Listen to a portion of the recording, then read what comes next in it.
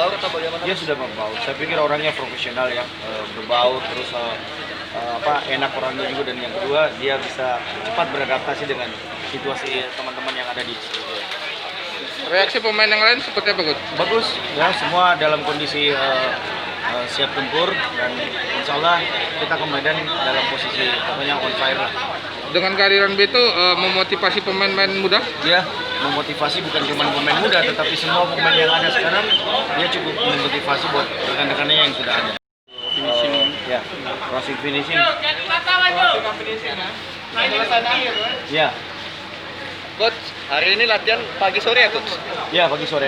Materi kalian pagi tadi itu kita latihan apa? Reaksi kecepatan. Untuk terkait Beto itu performanya seperti apa? Saya pikir Beto ya, dia datang di sini, kita naikkan sedikit dia punya dia punya fisik ya, stamina. Mudah-mudahan dalam waktu dekat dia juga bisa sudah masuk. Tapi nggak ada masalah lah buat nggak ada Beto masalah, ya. secara Nggak ada sudah bagus masalah. juga.